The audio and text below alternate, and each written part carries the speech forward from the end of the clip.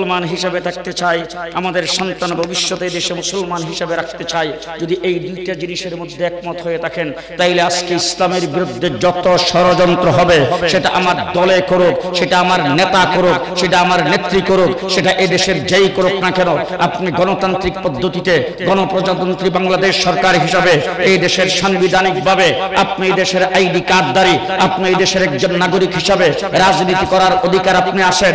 আপনি আওয়ামী লীগ করেন, আপনি বিএনপি করেন, আপনি জাতীয় পার্টি করেন, আপনি কমিউনিস্ট করেন, আপনি যে কোনো দল আপনি করতে পারেন। এদেশের আলেম উলামায়ে কেরাম 52 বছর পর্যন্ত বাধা দেয় নাই, আপনাদের দলের বিরুদ্ধে কোনো ফতোয়া দেয় নাই, আপনাদের নেতা নেত্রীর বিরুদ্ধে কোনো ফতোয়া দেয় নাই। 100 বার দল করেন, 100 বার মার্কার স্লোগান দেন, 100 বার জয় বাংলা বলেন, 100 বার জিন্দাবাদ বলেন, আমাদের কোনো আপত্তি নাই। কিন্তু আমি মুসলমান হিসেবে থাকতে চাই, আমার ইসলামের বিরুদ্ধে কেউ যদি কথা বলে, আমার দল বড় নয়, আমার ইসলাম বড়। ঠিক কিনা বলেন? ঠিক কিনা বলেন? আমার তখন এই দিক দেখলে হবে না আমার দল কি বলছে, আমার তখন এটা দেখতে হবে না আমার নেতা কি বলছে, আমাকে দেখতে হবে আমার আল্লাহ কি বলেছেন, আমাকে দেখতে হবে আমার রাসূল কি বলেছেন, আমাকে দেখতে হবে আমার কোরআন কি বলেছেন। সুতরাং আমি ইসলাম মুসলমান হইয়া থাকতে চাই, মুসলমান হইয়া মরতে চাই, আমার সন্তানের দেশে মুসলমান হইয়াই থাকতে হবে। এই কথায় আপনারা একমত? জি। হযরত মাওলানা সাখাওয়াত হোসেন রাজি সাহেব সব ওয়াজিত আপনাদের সামনে করে গেছেন, আমি শুধু আপনাদের সামনে দিচ্ছি একটা কথাবার্তা বলতেছি, খুব ভালো করে এখান থেকে অঙ্গীকার করে যাবেন, অঙ্গীকার করে যাবেন। আপনি পুরুষ হিসেবে জন্মগ্রহণ করেছেন, কে জন্ম দিয়েছে? আপনাকে পুরুষ বানাইছে কে? আল্লাহ। মেয়ে বানাইছে কে? আল্লাহ। এই আজকে শেষ রাত্রে আমার কাছে একজন টেলিফোন করছে আমেরিকার থেকে, টেলিফোন করে বলছে, হুজুর একটা কথা, মানুষকে যদি বলি মানুষ খারাপ মনে করে কিনা জানি না, হুজুর আপনাকে তো খুব আপন মনে করি, খুব মহব্বত করি, হুজুর আপনি আমার মুরব্বী, আপনাকে একটা কথা হুজুর কানে কানে বলতেছি, আপনি হুজুর এটা কাউরে কয়েন না। আমি বললাম কি কথা বলে ফেলাম? বলে হুজুর 3টা মেয়ে আল্লাহ দিছে, হুজুর অখুশি না, আল্লাহ দিছে, আল্লাহর মাল, ঠিক আছে হুজুর, এখন যদি সামনে একটা ছেলে হইতো।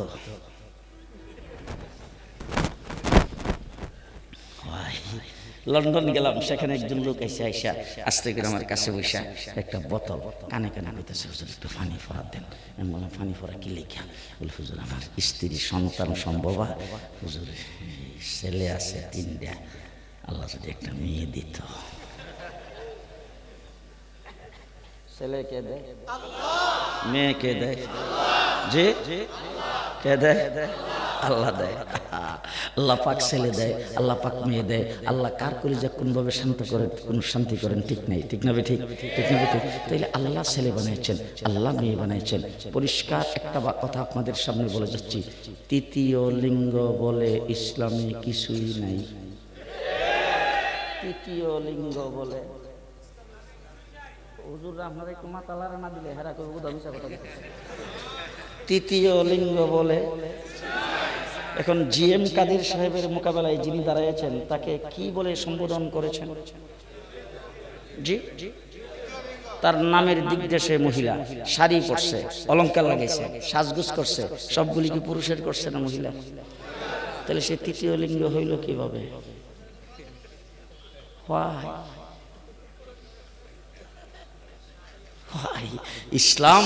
ইসলাম বলে এই পর্যায়ে যদি কোনো ব্যক্তি জন্মগ্রহণ করে, দেখতে হবে তার শারীরিক গঠন। শারীরিক গঠন যদি মহিলাদের বেশি হয়, মহিলাদের পর্যায়ে হয়, তাকে মহিলা বলে গণ্য করা হবে। শারীরিক গঠন যদি পুরুষের পর্যায়ে হয়, তাহলে তাকে পুরুষ বলে গণ্য করা হবে।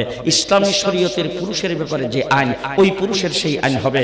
ইসলামী শরীয়তে মহিলার যে আইন, ওই মহিলার সেই আইন হবে। সুতরাং তৃতীয় লিঙ্গ বলে ইসলামী কিছু নাই। আর আজকে আমাদের বাংলাদেশে, ইউরোপ, আমেরিকাতে, পাশ্চাত্য দেশগুলোতে আইন করা হয়েছে, কোন ব্যক্তি পুরুষ হয়ে জন্মগ্রহণ করে, সে যদি মহিলা সাজতে চায়, তাইলে সরকার এবং প্রশাসন তাকে বাধা দিতে পারবে না। এটা আইনিভাবে, রাষ্ট্রীয়ভাবে তাকে বৈধতা দিতে হবে। কেউ যদি মহিলা হয়ে জন্মগ্রহণ করেছে, সে যদি ইচ্ছা করে আমি পুরুষ হয়ে যাব, পুরুষের রং ধারণ করব, পুরুষের পোশাক পরব, তাইলে সরকার এবং প্রশাসন এবং দেশ তাকে বাধা দিতে পারবে না। দেশের আইনে তাকে বৈধতা দিতে হবে। সেই বৈধতা ইউরোপ, আমেরিকার সব জায়গায় দিয়েছে। আজকে আমার বাংলাদেশে ট্রান্সজেন্ডার নামে সেই পাইতারা শুরু হয়েছে। কেউ যদি পুরুষ হইয়া জন্মগ্রহণ করে, মহিলার রং ধারণ করে, সে যদি নিজেকে নিজে প্রকাশ করে যে আমি একজন মহিলা, সেই মহিলার বৈধতাকে দিতে হবে। কেউ যদি মহিলা হয়ে জন্মগ্রহণ করে, পুরুষ সেজে, তারপরে যদি সে বলে আমি মহিলা, আমি আজকের থেকে পুরুষ হিসাবে সম্বোধন হইতে চাই, আমি আজকের থেকে পুরুষের সাজগোজ করতে চাই, পুরুষ হিসাবে চলতে চাই, তাইলে তাকে বৈধতা হবে। পরিষ্কার ভাষায় বলতে চাই, এই নাস্তিকতাবাদের আইন বাংলাদেশে হইতে দেওয়া হবে না, হইতে দেওয়া হবে না, হবে না ইনশাআল্লাহ। দেশটা মুসলমানের দেশ, দেশটা মুসলমানের দেশ। সুতরাং আমরা মুসলমান হয়ে থাকতে চাই, আমাদের সন্তানদেরকে মুসলমান রাখতে চাই। এখন সন্তান স্কুল কলেজ ইউনিভার্সিটিতে পড়ে, এখন পড়তে গেলে সেখানে ব্যাঙের নাচ, হাঁসের ডাক, পেন পেনা পেন পেন, হাড্ডিমা টিম টিম, তারা মাঠে পারে ডিম, তাদের খাড়া দুটো শিং। আচ্ছা, জিরার শিংগুড়ে এটা কোনোদিন ডিম পারে তো? আর যেটা ডিম পারে এটা শিংগুড়ে, এটা সত্য না মিথ্যা? তাহলে এই মিথ্যা শিক্ষা জাতির মেরুদণ্ড। ঘটনাটা কি বুঝলাম না। মিথ্যা শিক্ষা জাতির মেরুদণ্ড। ইসলামী শিক্ষাকে বাদ দিতে দিতে কোনো স্কুলে কোনো মৌলবী মাস্টার নাই, ধর্মীয় শিক্ষা পড়াইবার কোনো মাস্টার নাই, পরীক্ষাও নাই, সব বাদ। এখন দেখা গেছে আমাদের দেশের বড় বড় বুদ্ধিজীবীরা, বড় বড় মানে নেতা নেত্রীরা, বড় বড় শিক্ষিতরা, তারা যখন ইন্তেকাল করে তাদের জানাজার মধ্যে এক একজনে যাইয়া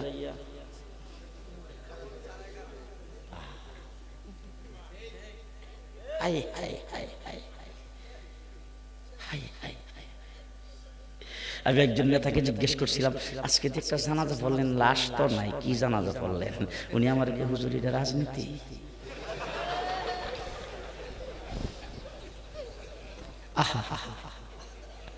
আরে ভাই, মুফতি ফজলুল হক আমিনী রাহমাতুল্লাহি আলাইহি 21 মাস পর্যন্ত গৃহবন্দী অবস্থা থেকে লাশ যখন বের হয়েছে, জাতীয় ঈদগার ময়দানে 10 লক্ষ মানুষের সমাগম। জি জি, ইমাম আহমদ ইবনে হাম্বল নাম শুনেন নাই জীবনে? বাদশার দরবারে যায় বসেছেন, বাদশার সঙ্গে তর্ক বিতর্ক শুরু হয়েছে। বড় বড় সরকারি মৌলবী, আমরা দেশে নাই সরকারি মৌলবী, কিন্তু ছিল অনেক জায়গায়। আমরা দেশে কোনো সরকারি মৌলবী নেই, চাটুকার আছে না? এই চাটুকার মৌলবীরা বাদশার চতুর্পাশে বসা ইমাম আহমদ ইবনে হাম্বল বাদশার সঙ্গে বহস করে। চাটুকার মৌলবীরা বসে বসে একজন আরেকজনকে ইশারা দিয়া কয়, এটার নাম কোন ইজ্জত আর সম্মান হইল? বাদশার সঙ্গে তর্ক করে ভবিষ্যৎ কি হবে চিন্তা করে না, জেলখানায় থাকবে, বন্দী হয়ে থাকবে, এটার নাম ইজ্জত আর সম্মান হলো না। এখন ইজ্জত আর সম্মানের বিষয় ছিল, বাদশার কথা যদি মাইনা নিত, বাদশার কথা মেনে যদি চলতো, তাইলে ইজ্জতের সাথে থাকতো। হযরত ইমাম আহমদ ইবনে হাম্বল ডাক দিয়ে বলেছেন, হে চাটুকার মৌলবীরা, ভালো করে শুনে রাখ, ইজ্জত আর সম্মান কাকে বলে তোরা জানিস না? ইজ্জত আর সম্মানের মুজাহারা জানাজার মাঠে অনুষ্ঠিত হবে। ইজ্জত সম্মান তোমরা জানো না, ইজ্জত সম্মান জানাজার মাঠে দেখা যাবে।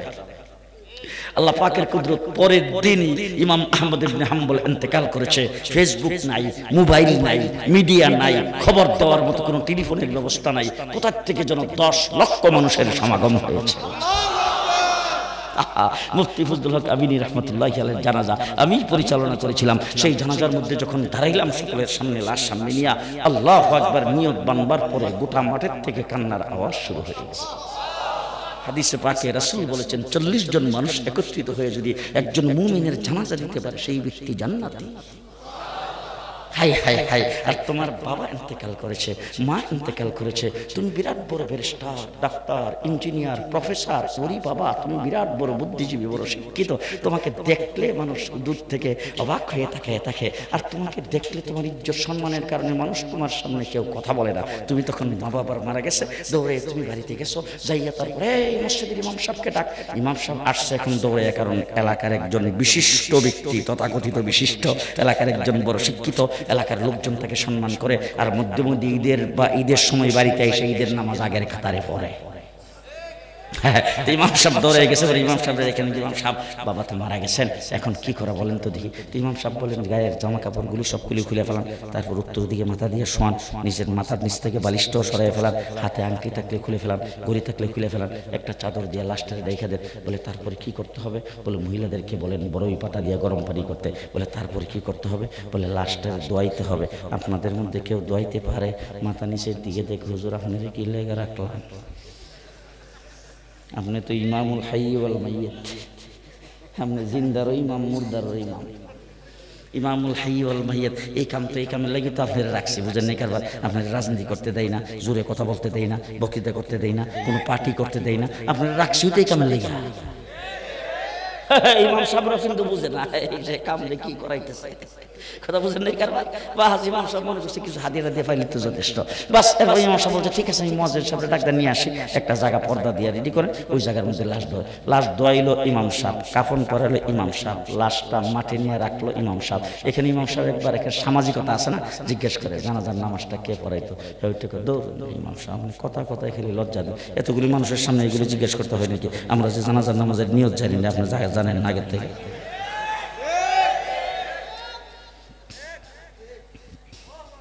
তুমি এত বড় বিশাল বড় শিক্ষিত, তোমাকে মানুষ বুদ্ধিজীবী বলে, তোমার বাবা ইন্তেকালের পরে তুমি জানাজাটাও ঠিক মতন পড়তে পারো নাই। তোমার মতো কোলাঙ্গার, তোমার মতো মূর্খ দেশে আছে? হ্যাঁ, হাই হাই হাই। আমাদের দেশে কিন্তু এখন মাশাআল্লাহ যত রিটায়ার্ড সব মসজিদে যায় টায়ার্ড। আপনাদের এই গাজীপুর শ্রীপুরে নাই, আমার ঢাকার কথা বলতেছি, সব জায়গা থেকে রিটায়ার্ড, মসজিদে যায় টায়ার্ড। যে অফিস আদালত থেকে সরকারি একটা মানে বয়স আছে, সেই বয়স সীমা পার হয়ে গেছে, রিটায়ার্ড করার পরে কিছু টাকা পয়সা পাইছিল, এটা দিয়ে করছে একটা ব্যবসা প্রতিষ্ঠান, একটা দোকান, এটা চালাইতেছিল। ছেলেপেলা বড় হয়ে যখন দোকানের দায়িত্ব নিছে, হঠাৎ করে মার কাছে এসে মা আব্বারে কালকার থেকে দোকানে যাইতে না কইল। মা জিজ্ঞেস করে কিরে তোর বাপে এত সুন্দর করে দোকান করলো, তোর বাপে সাজাইলো, ব্যবসা প্রতিষ্ঠানের পুঁজি পাট্টা যা আছে সব তোর বাপে দিল পেনশনের পয়সা দিয়া, এখন তোর বাপের যাইবার জন্য না করস, কারণটা কি? বলে আরে খাজাইরা খালি কাস্টমারের লগে ফেসাল পারে, পরিবেশ নষ্ট করে, দোকানে বসে বসে কাস্টমারের লগে ফেসাল পাইরা পরিবেশ নষ্ট করে, এতে ব্যবসার বড় ক্ষতি হয়। কালকাতা না কইল, দোকান থেকে রিটায়ার্ড হয়ে এখন ঘরে এসে যখন টায়ার্ড হয়েছে, বুড়ি এখন কি করবে? দূরে সরাইতে হবে তো, 12টা বাজবার আগে 11টার সময় বুড়ি খালি বারবার কইতে থাকে আরে মসজিদ যান তাড়াতাড়ি, নামাজের টাইম হয়ে গেছে। মসজিদ থেকে জোহরের নামাজ পড়ে এসে কোন রকম খানা পিনা খাইলো, 3টার আগে বুড়ি খালি তাড়াতাড়ি মসজিদে যান, আসমান নামাজের আযান দিল। বুড়ি দেখলো যে এখন ফেসাল তো আমার লগেও পারে, সুতরাং এইখানে ঘরে রেখে হবে না, এখন মসজিদে দিতে হবে। এখন সবকিছু থেকে রিটায়ার্ড হয়ে মসজিদে যায় টায়ার্ড, ইমামের লগে লাগে। কথা বাস্তব বলতেছি না, বাস্তব। এরপর আগের কাতার দখল। হ্যাঁ, তা আমি আমার মসজিদে জুমার নামাজ পড়াইতেছি ঢাকা শহরে, তো মসজিদে জুমার নামাজের মানে মিম্বরে বসে বয়ানের সময় আমি বললাম যে আগের কাতার যারা দখল করে রেখেছেন, মসজিদের আগের কাতার যারা দখল করে রেখেছেন, মহল্লার বড় বড় শেডগুলি, আপনাদেরকে যদি আমি এখন আত্তাহিয়াতু জিগাই, তো আমি কিন্তু এইটুক বলার পরে আর জিগাই নাই। তো আমি যখন মসজিদ থেকে বের হইতেছি, তখন মসজিদের সভাপতি সাহেব একবার আমার লগে সাইপা হুজুরে আজকে মুসল্লিরা একবারে গামাইলেছ। আমি তখন বললাম যে সভাপতি সাহেব কি বলেন, আপনি মুসল্লিদেরকে গামাইলাম কেমন? বলি ইয়া আল্লাহ, আপনি যেইভাবে আঙ্গুল ইশারা দিছিলেন, যদি জিগাইতেন তা তো হেতু প্রয়োজনে বাড়ত।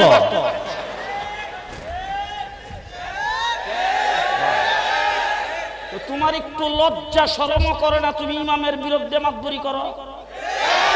তোমার একটু লজ্জা শরম করে না? তুমি ইমামের বিরুদ্ধে কথাবার্তা বলো। তোমার একটু লজ্জা শরম করে না? তুমি ইমামকে গাইডলাইন দাও, ইমাম কি বলবে, ইমাম কি করবে, পরিষ্কার ভাষায় বলতে চাই। মসজিদের মিম্বর আর মেহরাবের মালিক আরে ওলামায়ে কেরাম, এরা সিদ্ধান্ত নেবে কি বলবে না বলবে, ঠিক কিনা বলেন? খুব ভালো করে মনে রাখেন, মসজিদের মেহরাব আর মিম্বরের মালিক আমরা। সেখান থেকে কি বলবো না বলবো সেটা আমাদের দায়িত্ব। এতটুকু যদি না করতে পারি, ইমামতি করাই তো ঠিক না। হ্যাঁ, 40 বছর খেতাবত করি, সব জায়গায় বলছি, অন্তত 4-5টা মসজিদে খেতাবত করছি, সব জায়গায় বলছি খতিব আজকে আসি, যা আমার কোরআন হাদিস এবং শরীয়ত আমাকে যা মানে সম্মতি দেয় আমি সেই মিম্বরে বসে বলবো। যেদিন ভালো লাগবে না বলবেন আসবো না, শেষ। হ্যাঁ, তুমি এত বড় শিক্ষিত, হাই হাই হাই, তোমার শিক্ষার কি দাম, কি দাম। আল্লামা শামসুল ফরিদপুরি রাহমাতুল্লাহি আলাইহি বলছেন, তুমি আল্লাহকে পাও নাই, দুনিয়ার কিছুই পাও নাই। আল্লাহরে পাইছো, দুনিয়ার সব পাইছো। আল্লাহরে পাইছো, দুনিয়ার সব পাইছো, কথা কয় না, ঠিক না বেঠিক? আল্লাহরে পাও নাই, কিছুই পাও নাই, ঠিক না বেঠিক? আরে হযরতে বেলাল আল্লাহরে পাইছে। অশিক্ষিত বেলাল, অশিক্ষিত, অশিক্ষিত, শিক্ষাগত যোগ্যতা নাই, কোনো সার্টিফিকেট নাই, মাল নাই, সম্পদ নাই, বাড়ি নাই, ঘর নাই, কিচ্ছু নাই, পাইছে আল্লাহরে। কারে? আল্লাহরে পাইছে। মসজিদের মুসল্লিরা মিল্লা মুয়াজ্জিন পাল্টাইছে, শেষ রাত্রে বেলা নতুন মুয়াজ্জিন আজান দিছে, মুসল্লিরা খুশিতে সবাই বাগবাগ। আজকে কত সুন্দর আজান হইছে, আজানের আওয়াজ খুব সুন্দর, ওরই একজন আজান, সবাই আজান শুনছে মসজিদের মধ্যে আইসা, সবাই নামাজের অপেক্ষা করতেছে, আর আল্লাহর নবীও বসে বসে অপেক্ষা করতেছে ফজরের নামাজের টাইম হইলে নামাজ হবে। দীর্ঘ টাইম হয়ে গেছে, একজন আরেকজনকে কয় যে নতুন মুয়াজ্জিন তো আন্দাজ পাইছে না। এমন সময় জিবরাইল আমিন এসে রাসূল সাল্লাল্লাহু আলাইহি ওয়াসাল্লামকে জিজ্ঞেস করতেছে, হুজুর আজকে মসজিদের নববীতে যা আযান হইল না? আরে এখনই না, আল্লাহু আকবার সকালে নাস্তার পরে কও। হ্যাঁ হুজুর মসজিদের নববীতে আজকে আযান হইল না। এখন আমি যদি ওই জায়গায় উপস্থিত থাকতাম, আমি জিবরাইলকে কইতাম, তুমি কি সিটায় গেছলা? তুমি কই আসলে? এত সুন্দর আজান হয়েছে, আজকে তুমি আজান শুনো নাই? জিবরাইল আমিনকে রাসূল সাল্লাল্লাহু আলাইহি ওয়াসাল্লাম বলে, জিবরাইল কও কি আজকে তো আজান হয়েছে বড় সুন্দর আওয়াজে, দেখো না সব মুসল্লিরা মসজিদে আসছে, মুসল্লিরা সবাই খুব খুশি। জিবরাইল আমিনকে, হুজুর আমারে বইলা লাভ নেই, আমি কিন্তু আইছি না, আমারে ফাড়াইছে। জিবরাইল রে কেডা ফাড়ায়? বলে আমারে ফাটাইছে। আল্লাহ আমারে ফাটাইয়া বলছে, আল্লাহ পাক আপনার কাছে জানতে চাইছে আজকে কেন আজান হইল না। তার কারণ হইল বেলাল আজান দেয় নাই। যতক্ষণ বেলাল আজান না দিবে, আজান আল্লাহর আরশ পর্যন্ত আজানের আওয়াজ পৌঁছবে না, পূর্ব আকাশে সূর্য উদিত হবে না। বেলাল খাতির লাগাইছে কার লগে? কার সাথে? আরে শুনে রাখো, ভালো করে শুনে রাখো, জেল জুলুম নির্যাতন এইগুলি তো আমাদের আছে, আমাদের হবে। আল্লাহ রাসূল সাল্লাল্লাহু আলাইহি সাল্লাম সাহাবী আবু তালিবের ভিতরে 4 বছর জেলখানায় ছিলেন।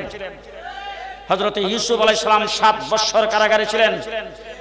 হযরত ইব্রাহিম আলাইহিস সালাম নমরুদের আগুনের রিমান্ডে 40 দিন ছিলেন। ইমামে আজম আবু হানিফা রাহমাতুল্লাহি আলাইহি জেলখানার ভিতরে ইন্তেকাল করেছেন। ইমাম আহমদ ইবনে হাম্বলের গায়ে দৈনিক 80টা করে দুর্রা মারা হতো। ইমাম বুখারী রাহমাতুল্লাহি আলাইহিকে বুখারা সমরকান থেকে বের করে দেওয়া হয়েছে। আমার বন্ধুগণ, হাফেজ আমার সৈয়দ আহমদ বরলভী রাহমাতুল্লাহি আলাইহি, শাহ ইসমাইল শহীদ রাহমাতুল্লাহি আলাইহি বালাকুটের ময়দানে শাহাদাত বরণ করেছেন। হাজী সিরাজউদ্দৌলা শাহাদাত বরণ করেছেন। টিপু সুলতান শাহাদাত বরণ করেছেন। হাফেজ জামিন শহীদ শাহাদাত বরণ করেছেন।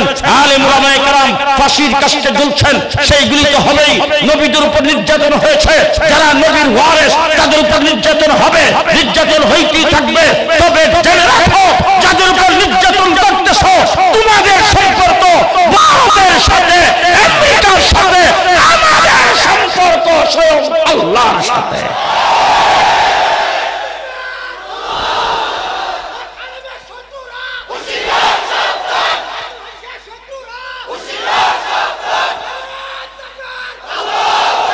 আমাদের সম্পর্ক কার সাথে? আর জোরে বলেন কার সাথে? আল্লাহর সাথে সম্পর্ক। এখন তোমরা সংসদে দাঁড়ায়া বলবা, বুরখা পরে হাত পা সবকিছু দেখে, মাথা দেখে, চেহারা দেখে, একবারে কালো বুরখা পরিহিত হইয়া তারপরে সকালবেলা মাদ্রাসায় যায়, সেখান থেকে সন্ধ্যার সময় বের হয়, আবার মাদ্রাসায় কেউ কেউ থাকে। তারা এই বুরখার পর্দার আড়ালে কি করে সরকারও জানে না, প্রশাসনও জানে না, কেউ জানে না। মাদ্রাসা করতে কোনো পারমিশন লাগে না, একটা ঘর উঠায়া সেখানেই মাদ্রাসা করে ফেলতে পারে। ওই মাদ্রাসাগুলিতে কি পড়ানো হয় কেউ জানে না। আর তোমরা আমার মাদ্রাসায় সংসদে দাঁড়ায় বলো, সেই মাদ্রাসায় বিজ্ঞান পড়ানো হয় কিনা, সেই মাদ্রাসায় ভূগোল পড়ানো হয় কিনা, সেই মাদ্রাসায় সমাজ পড়ানো হয় কিনা। আজকে থেকে পরিষ্কার ভাষায় বলে দিলাম, তুমি আইসা আমার মাদ্রাসায় বলবা সেখানে বিজ্ঞান পড়ানো হয় কিনা, আমি তোমার স্কুলে যায় বলবো সেখানে কোরআন পড়ানো হয় কিনা। তুমি বললে আমি বলতে পারবো না, তুমি বললে আমি বলতে পারবো না।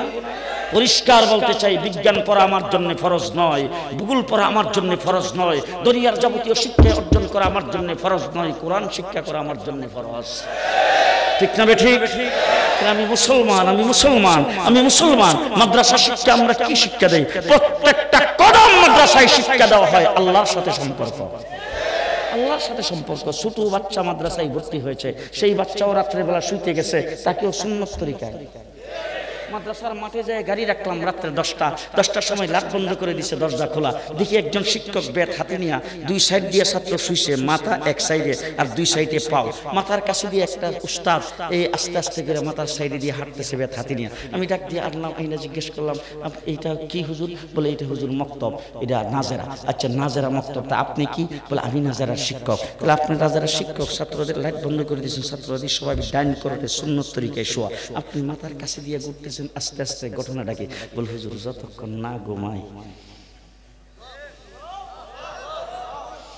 যতক্ষণ না ঘুমাই, আর তুমি স্কুলে ক্লাস টাইমে ক্লাস কি করো না করো, সেখানে ব্যঙ্গের নাচ আর হাসির ডাক এইগুলি শিক্ষা দিয়ে এখান থেকে ছেড়ে দাও। ছাত্রটা বেরিয়ে যাওয়ার পরে সে কি করতেছে না করতেছে তার কোনো খোঁজখবর তোমার জি আছে?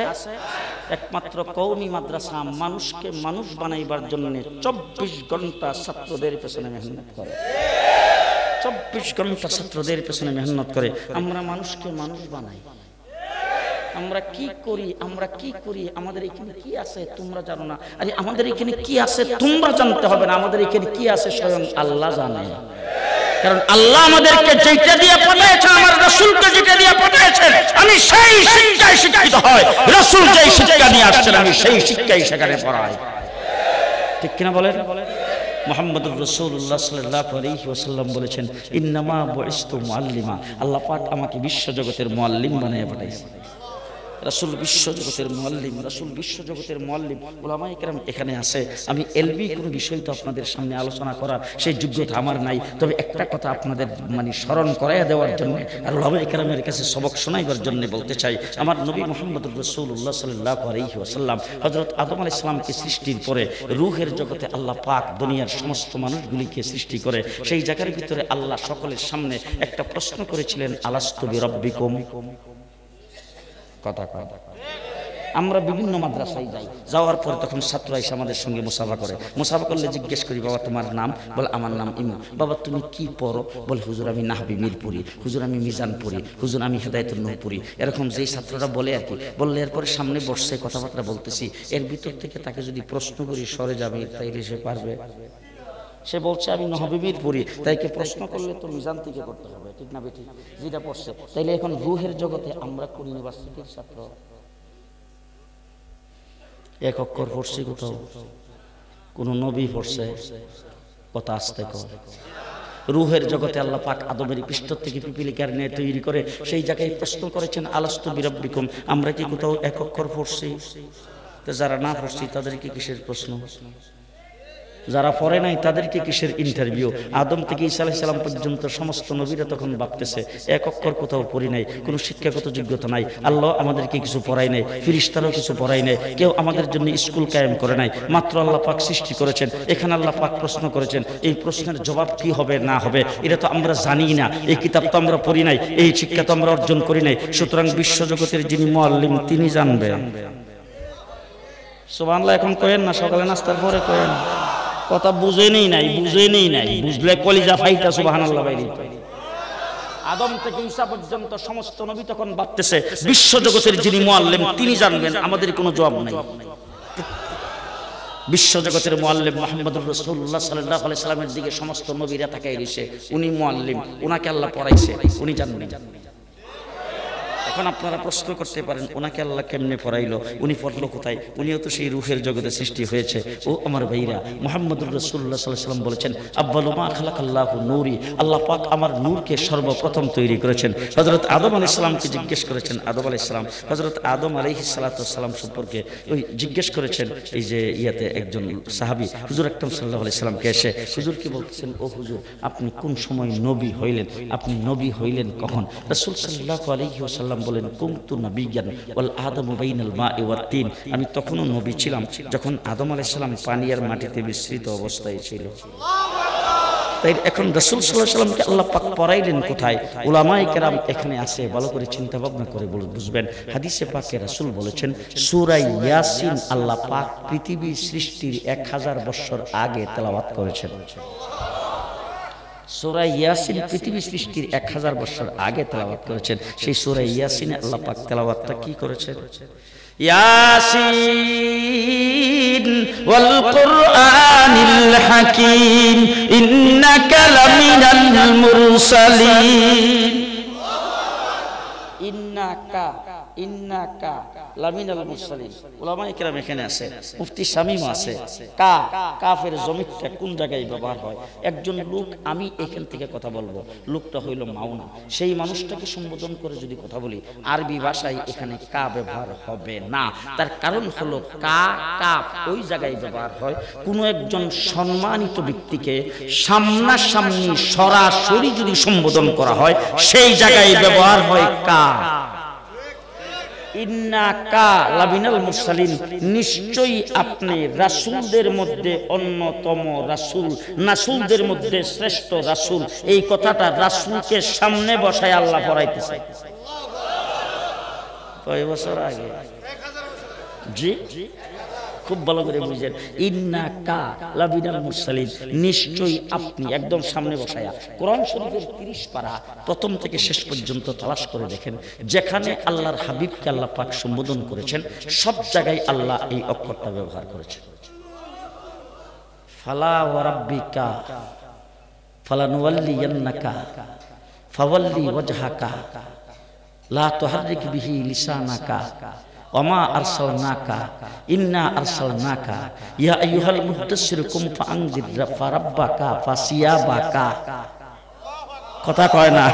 ওয়াদুহা ওয়াল্লাইলি ইযা সাজা মা ওয়াদ্দাআকা রাব্বুকা ওয়ামা ক্বালা ওয়ালাল আখিরাতু খায়রুল লাকা মিনাল উলা ওয়ালা সাওফা ইউতিকা রাব্বুকা ফাতারদা আলাম ইয়াজিদকা ইয়াতীমান ফাআওয়া ওয়া ওয়াজাদাকা দাল্লান ফাহাদা ওয়া ওয়াজাদাকা আইলান ফাআগনা আলাম নাশরাহ লাকা সাদরাকা ওয়া ওয়াদানা আনকা বিজরাকা আল্লাযী আনকাদা যাহরাকা ওয়া রাফা'না লাকা যিকরাকা ফাসাব্বিহ বিহামদি রাব্বিকা ইন্না আতাইনাকা।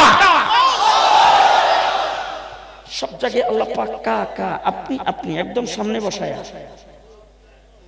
এই জন্য রাসূল সাল্লাল্লাহু আলাইহি ওয়াসাল্লামকে প্রশ্ন করেন, ও আল্লাহর হাবিব, আপনি বিশ্বজগতের শিক্ষক কেমনে হইলেন? আপনি তো এক অক্ষর কোথাও পড়েন নাই, আপনি তো জীবনে কোনোদিন স্কুলে যান নাই, আপনি তো প্রাইভেট টিউটরের কাছে পড়েন নাই, আপনি তো রাস্তাঘাটে কোথাও জিজ্ঞেস করে একটা অক্ষর কোথাও শিখেন নাই, তা আপনি বিশ্বজগতের শিক্ষক কেমনে হইলেন? শিক্ষক হইলে তো শিক্ষাগত যোগ্যতা অর্জন করতে হয়। আমার রাসূল বলেছেন আল্লামানি রাব্বি, স্বয়ং রব আমাকে পড়াইছে। কেডা পড়াইছে? ইন্নাকা লামিনাল মুরসালিন, নিশ্চয়ই আপনি সামনে বসা। রূহের জগতের নবীরা বলতেছেন তিনাকে আল্লাহ বিশ্ব জগতের শিক্ষক বানাইছে, তাকে পড়াইছেন, তিনি জবাব দেবেন। রাসূল সাল্লাল্লাহু আলাইহি ওয়াসাল্লাম রূহের জগতে বলছেন বালা। হুজুর যখন বলছেন আদম থেকে ঈসা আলাইহিস সালাম পর্যন্ত সমস্ত নবীরা বলছেন, সমস্ত নবীর উম্মতেরাও বলছেন শিক্ষক, বিশ্ব জগতের শিক্ষক মুহাম্মদুর রাসূলুল্লাহ সাল্লাল্লাহু আলাইহি ওয়াসাল্লাম। শিখাইছেন কেন? কে শিখাইছে? আল্লাহ শিখাইছেন। এখন যদি আপনি বলেন যে হুজুর আপনি তো বিশ্ব জগতের শিক্ষক, তাইলে আপনি বিশ্ব জগতের শিক্ষক, আমাদের দেশে তো প্রাইমারি শিক্ষক একরকম, কিন্ডারগার্টেনের শিক্ষক একরকম, হাই স্কুলের শিক্ষক একরকম, কলেজের শিক্ষক একরকম, তাহলে শিক্ষাগত যোগ্যতা তো ভিন্ন ভিন্ন। তা আপনি যে বিশ্ব জগতের শিক্ষক, আপনি কতটুকু যোগ্যতা সম্পন্ন হয়ে বিশ্ব জগতের শিক্ষক হয়েছেন? রাসূল সাল্লাল্লাহু আলাইহি ওয়াসাল্লাম খুব সুন্দরভাবে 1400 বছর আগেই কথা বলে গেছেন। হুজুর বলেন উতিতু উলুমাল আউয়ালিন ওয়াল আখিরিন, আল্লাহ পাক আমাকে আব্বাল এবং আখিরের সমস্ত ইলম শিক্ষা দিয়েছেন। আব্বাল এবং আখিরের সমস্ত ইলম শিক্ষা দিয়েছেন। বুজুর্গরা দিন বলছেন আদম থেকে ঈসা পর্যন্ত যত নবীকে আল্লাহ যত ইলম দিয়েছিলেন সবগুলোকে একত্রিত করে 100 সহিফার ভিতরে যত ইলম ছিল, তাওরীত জবুর ইনজিলে যত ইলম ছিল, সবগুলো একত্রিত করে আল্লাহর হাবিবের সিনার ভিতরে আল্লাহ ঢেলে দিয়েছেন। শেষ আপনাদের কাছে মুফতি শামীম আমাদের খুব ইস্তেহভাজন হযরত মুফতি ফজলুল হক আমিনী রাহমাতুল্লাহ আলাইহির খাদেম ছিল। ওই সময় থেকে তাকে আমরা ইস্তেহ করি। মুফতি শামীম ওই হাফিজ হুজুরের আর ওই যে মুফতি ফজল কামিনী সাহেবের সাথে আমাকে দেখছে, ওই সময় থেকে সে আমাকে শ্রদ্ধা করে, এখন পর্যন্ত সার্বক্ষণিক যোগাযোগ রাখে।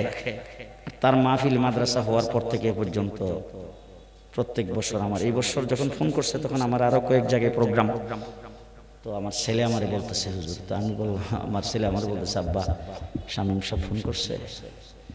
তা আমি তখন বললাম যে শামীম পাগলার ফোন প্রোগ্রাম রাখতে হবে, এটা লেখা রাখ। তো এখন এই পাগল যদি সামনেও আমারে আনতে চায়, তাহলে তারা আমি হায়াতে বাইসা থাকলে না এসে পারব না। তো এই জন্যে আজকে শুধু আয়াতটা আমি আপনাদের সামনে পড়িয়ে দিয়ে যাবো, ব্যাখ্যা বিশ্লেষণ না, সামনে কোনোদিন আইলে ইনশাল্লাহ ব্যাখ্যা করব। হুজুরকে একটু জিজ্ঞেস করুন, ও আল্লাহর হাবিব, আপনি যে বিশ্বজগতের শিক্ষক, আপনার শিক্ষকতা করার জন্য কি সিলেবাস আপনি প্রণয়ন করেছেন? রাসূল বলেন, সিলেবাস জমিনে তৈরি হয় না, আসমানে তৈরি হয়। কারণ সিলেবাস জমিনে তৈরি হইলে সেখানে লাগাই দেওয়া হয় বানর থেকে মানুষ তৈরি। সিলেবাস জমিনে তৈরি হইলে হাড্ডি মাটির তৈরি। সিলেবাস জমিনে তৈরি হইলে ওই অবাধ যৌনাচার। সিলেবাস জমিনে তৈরি হইলে হাঁসের ডাক, ব্যাঙের নাইস। সুতরাং এই সিলেবাস জমিনে তৈরি হয় না। যে আল্লাহ আমাকে বিশ্বজগতের শিক্ষক হিসেবে প্রেরণ করেছেন, সেই আল্লাহ আমাকে সিলেবাস দিয়ে পাঠাইছেন। সিলেবাস আল্লাহ পাক দিয়েছেন, 4টা সিলেবাস। আয়াতটা পড়ে দিয়ে যাবো, পরে সামনে আসলে ভালো করে ব্যাখ্যা করব, মনে রাখেন। লাকাদ মান্নাল্লাহু আলাল মুমিনিন ইয বা'সা ফীহিম রাসূলাম মিন আনফুসিহিম। আসেনি কোরআন শরীফ? লাকাদ মান্নাল্লাহু আলাল মুমিনিনা ইয বা'সা ফীহিম রাসূলাম মিন আনফুসিহিম। এরপর আঙ্গুল দিয়ে গুনলেন, ইয়াতলু আলাইহিম আয়াতি ওয়া ইউযাক্কিহিম ওয়া ইউআল্লিমুহুমুল কিতাব ওয়াল হিকমাহ। এই 4টা সাবজেক্ট দিয়ে মুহাম্মদুর রাসূলুল্লাহ সাল্লাল্লাহু আলাইহি ওয়াসাল্লামকে আল্লাহ পাক পাঠাইছে। মুফতি শামীমের এই মাদ্রাসা 4 সাবজেক্টের মাদ্রাসা। ইয়াতলু আলাইহিম আয়াতি। আজকে গোটা বিশ্বের দিকে তাকায় দেখেন, যেখানে সহি শুদ্ধ কোরআন তেলাওয়াত, সেখানেই উলামায়ে দেওবন্দ, হাফেজ তাকরিম দেওবন্দি, নাজমুল হাসান দেওবন্দি। গত 20-25 বছরের ভিতরে গোটা বিশ্বে যত কোরআনে হাফেজের তেলাওয়াত হয়েছে, যত কম্পিটিশন হয়েছে, সব জায়গায় উলামায়ে দেওবন্দ 1 নাম্বার। ইয়াতলু আলাইহিম আয়াতি। সারা বিশ্বে 2টা পদ্ধতি সহি শুদ্ধ কোরআন তেলাওয়াতের চলছে। একটা হলো নাদিয়া, আর একটা হলো নুরানি। নাদিয়াতুল কোরআনের প্রতিষ্ঠাতা হযরত হাফিজ জি হুজুর, তার খাস ছাত্র, তার খাস খলিফা হযরত মাওলানা আব্দুল ওয়াহাব ভুইয়া। নুরানি পদ্ধতির প্রতিষ্ঠাতা হযরত মাওলানা কারি বেলায়েত হোসেন, হাফিজ জি হুজুরের ছাত্র, হাফিজ জি হুজুরের খলিফা। লন্ডন, আমেরিকাতে গেলাম, নিউ ইয়র্ক থেকে বিমানে মিশিগান নামে একটা স্টেট আছে, প্রায় 3.5 ঘন্টা বিমানে লাগে। সেখানে যাই সেটা তারপরে এক ঘরের মধ্যে খাইতে বসছি, ছোট্ট ছোট্ট 2-3টা বাচ্চা। ওই যেই ঘরে খাইতে বসছি সেই লোক একজন মাওলানা সাহেব, বাংলাদেশের সিলেটে বাড়ি। তো ছোট ছোট বাচ্চা একদম, এই যে 4 বছর, 4.5 বছর, 5 বছর হবে। এই বাচ্চাটাকে খাওয়ার পরে বললো যে হুজুর এই আমার ছেলেটার একটু তেলাওয়াত শুনেন। আল্লাহু আকবার। তেলাওয়াত শোনার পরে আমার মনে হইল যে কোরআন নাজিল হচ্ছে। আমি তাকে জিজ্ঞেস করলাম, এত ছোট বাচ্চা আমেরিকার মতো জায়গায় বসে এত সুন্দর তেলাওয়াত, সহি শুদ্ধ তেলাওয়াত কোথা থেকে হলো? সে বলল যে হুজুর, আমার বিবিকে আমি বাংলাদেশ থেকে নুরানি পদ্ধতির বই পুস্তক এনে দিয়া আমার বিবিকে আমি নিজে পড়ায়া তারপরে প্রস্তুত করেছি। আমার বিবি ঘরে বসে নুরানি পদ্ধতিতে তাকে কোরআন শিক্ষা দিয়েছে। ইয়াতলু আলাইহিম আয়াতি ওয়া ইউযাক্কিহিম, পাক পবিত্রতা, বর্তন পরিষ্কার। হুজুর সুন্নাত মাদ্রাসায় শিক্ষা দেয় কিনা? ইয়াতলু আলাইহিম আয়াতি, নাজরা কমপ্লিট, সাথে সাথে হুজুর সুন্নাত কমপ্লিট। হুজুর ফরজ, গোসলের ফরজ, তায়াম্মুমের ফরজ, হুজুর সুন্নাত, গোসলের সুন্নাত, তায়াম্মুমের সুন্নাত, খাওয়ার সুন্নাত, দস্তরখানের সুন্নাত, বসার সুন্নাত, উঠার সুন্নাত, ঘুমানোর সুন্নাত, সবগুলো শিক্ষা দিয়া ওয়া ইউযাক্কিহিম, তাজকিয়ায়ে নফস এই মাদ্রাসায় করা। আমার বন্ধুগণ, কওমি মাদ্রাসা, কওমি মাদ্রাসা মানুষ গড়ার কারখানা। কওমি মাদ্রাসা ইসলাম টিকে রাখার পাওয়ার হাউস। এই মাদ্রাসার প্রতি আমাদের সকলের খেয়াল রাখা দরকার আছে। আল্লাহ সবাইকে কবুল করুন। জোরে বলেন, আরো জোরে বলেন। আমার দেশের আপনাদের সকলের সন্তানেরা সবাই মাদ্রাসায় পড়বে এরকম না, কিন্তু সবাই মুফতি হবে এরকম না, সবাই মুহাদ্দিস হবে এরকম না।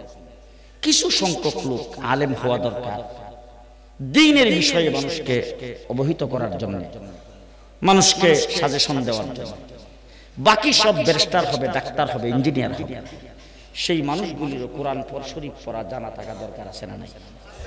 নামাজ পাঁচ ওয়াক্ত জানা থাকা দরকার আছে না নাই? জানাজার নামাজ জানা থাকা দরকার আছে না নাই?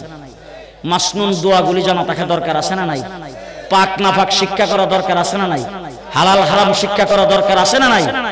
পরিষ্কার ভাষায় বলতে চাই, প্রাইমারি থেকে বিশ্ববিদ্যালয় পর্যন্ত, একদম নিচু স্তর থেকে উচ্চ স্তর পর্যন্ত প্রত্যেক জায়গায় এইটুক শিক্ষা, ধর্মীয় শিক্ষা বাধ্যতামূলক করতে হবে। রাজি থাকলে একটু হাতটা উঠে দেখান তো। আল্লাহ কবুল করুন। সবাই বলি আমিন। আলহামদুলিল্লাহ রাব্বিল আলামিন। والصلاة والسلام على أشرف الأنبياء والمرسلين وعلى آله وأصحابه أجمعين. ربنا ظلمنا أنفسنا وإن لم تغفر لنا وترحمنا لنكونن من الخاسرين. يا حي يا قيوم برحمتك نستغيث. আল্লাহ এই মজমাকে তুমি কবুল আর মঞ্জুর করে নাও। আল্লাহ এই মজমাকে কবুল করে নাও। আল্লাহ আমাদের আশা এবং বসাকে তুমি কবুল করো। জিন্দেগীর সমস্ত গুনাহ খাতা মাফ করে দাও। আল্লাহ আমাদের সমস্ত হাজত পুরা করে দাও। আল্লাহ সমস্ত পেরেশানি দূর করে দাও। আল্লাহ সমস্ত রোগ দুঃখ ভালো করে দাও। আল্লাহ সমস্ত রোগীদেরকে শিফা করে দাও। অভাব অনটন দূর করে দাও। কামাই রুজিতে বরকত দাও। তোমার রহমতের ছায়া দান করো। গজব আর আযাব থেকে হেফাজত করো। এই মাদ্রাসাকে আল্লাহ তুমি কবুল করো। মাদ্রাসার জরুরিয়াতগুলি গাইবি খাজানা থেকে পুরা করে দাও। দিন দিন তারাক্কি দান করো। মাদ্রাসাকে দ্বীনের মারকাজ বানায় দাও। রব্বানা তাকাব্বাল মিন্না ইন্নাকা আনতাস সামিউল আলিম ওয়া তুব আলাইনা ইন্নাকা আনতাত তাওয়াবুর রহিম বিরহমাতিকা ইয়া আরহামার রাহিমিন।